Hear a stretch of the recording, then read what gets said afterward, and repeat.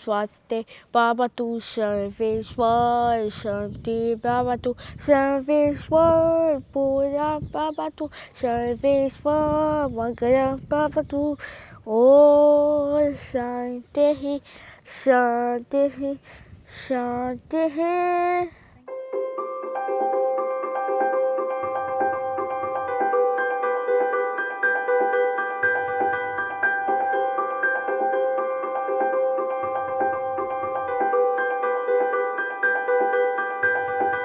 My son is autistic. He is 18 years now. He's a non-verbal autistic artist.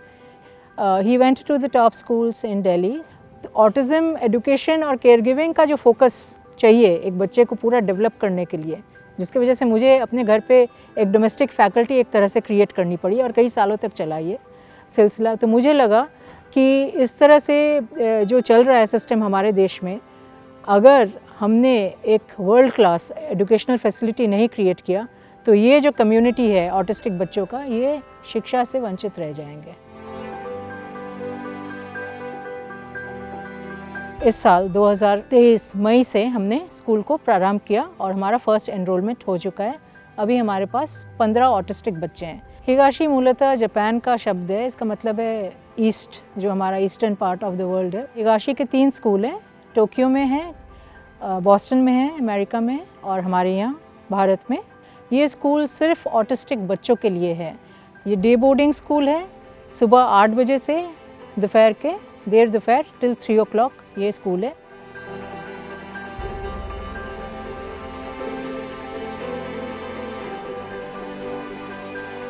Autism एक neural condition है, neurological condition है, जो बच्चों में दिखाई देता है। 18 महीने के से पता चल जाता है कि बच्चा का डेवलपमेंट क्या हो रहा है। अगर बच्चे ने मिस किया कोई डेवलपमेंटल माइलस्टोन, जैसे बोलने में देरी हो रही है या चलने, क्रॉलिंग जिस स्टेज पे करना चाहिए उस स्टेज पे क्रॉल नहीं कर रहा है, इसका मतलब वो एक मोटर माइलस्टोन मिस कर रहा है।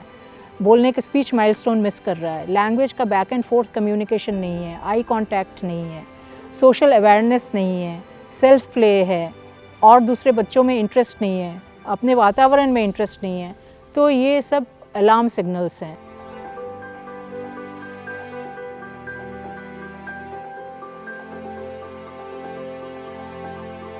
उनका मेजर 2 डेफिसिट होता है। एक होता है कम्युनिकेशन डेफिसिट और दूसरे होता है रिपीटेटिव एंड रिस्ट्रिक्टिव बिहेवियर्स। तो बहुत बच्चों में मैल अडेप्टिव बिहेवियर्स होते हैं, सोशली मैल अडेप्टिव बिहेवियर्स होते हैं, जिसको हम लोग चैलेंजिंग बिहेवियर्स भी कहते हैं। जैसे खूब ज़ोर से चिल्लाना या एग्रेसिव हो जाना, पिंचिंग, बाइटिंग, हिटिंग, ये सारे कम्युनिकेशन उनके मेथड्स होते हैं। क्योंकि स्पीच तो होती नहीं है, लैंग्वेज होती नहीं है, उनको कुछ चाहिए होता है या कुछ नहीं करना चाहते हैं, तो उसका ज़रिया क्या होता है, तो वो ये बिहेवियर्स होते हैं।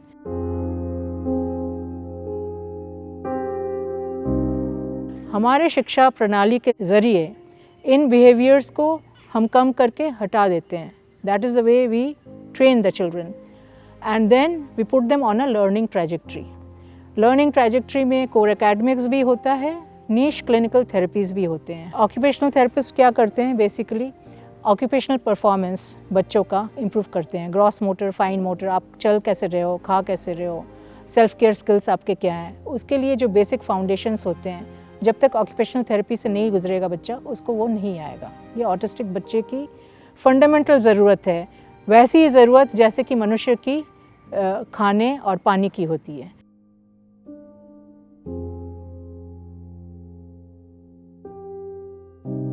Sports is a very important learning module in the Higashi method. उससे ये भी होता है, फ़ायदा ये भी होता है, जो कई बच्चे ऑटिस्टिक बच्चे जो होते हैं, जो बहुत हाइपर एक्टिव होते हैं, तो उनके एनर्जी लेवल्स को प्रॉपर दिशा मिल जाती है स्पोर्ट्स ट्रेनिंग से। Muscle development, motor coordination, muscle tone, spatial awareness. Because if they are walking on a track, if they are cycling on a track, they get a lot of spatial awareness drills.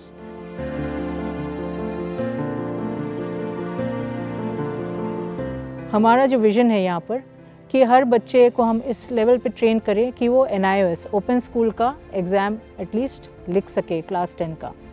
By the time the child is 10 or 12 years old, we can understand whether the child can do academics or will have to be trained in a vocational skill. Fine arts में we have seen many children having exceptional talent. So we exposing those, developing those children in that at that level, so that they can become commercial artists. Many are good in sports, so Special Olympics has a wide array of many sports. So we will train children who can participate in Special Olympics. So ultimate aim is कि बच्चों लोगों का productive life भी रहे और quality of life goals उनके families के भी attain हो.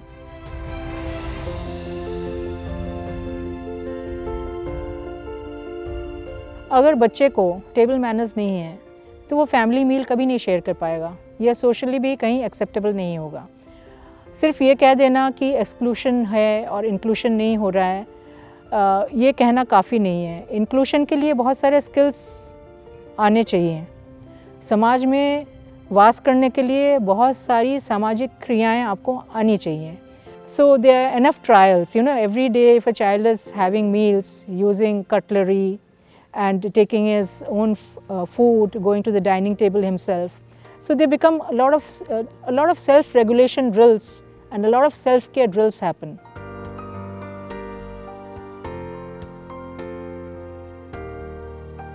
In Higashi method, we look upon mothers as co-teachers.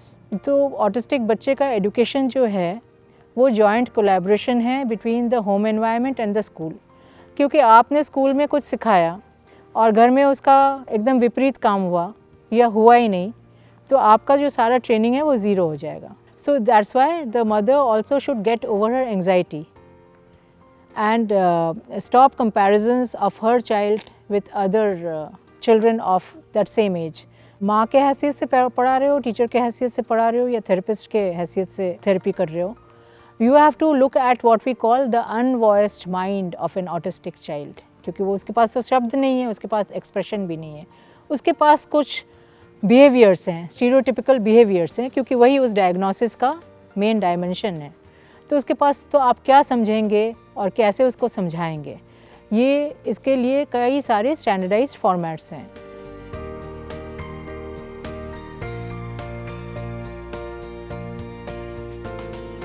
When I talk to parents, the parental community, one challenge जो बार बार पेरेंट्स बोलते हैं और जो मुझे लगता है वो बहुत ही मॉर्बिड सवाल है, और वो किसी पेरेंट को अपने दिमाग से में रखना नहीं चाहिए, या तो दिमाग से बाहर उसको फेंक देना चाहिए, कि हमारे बाद क्या होगा बच्चे का. ये मेरे से काफ़ी लोग पूछते हैं कि आपने ये कभी सोचा है, क्योंकि ये तो हर पेरेंट ऐसे ही बोलते हैं कि क्या होगा, हम अभी संभाल रहे हैं, इसके बाद क्या होगा.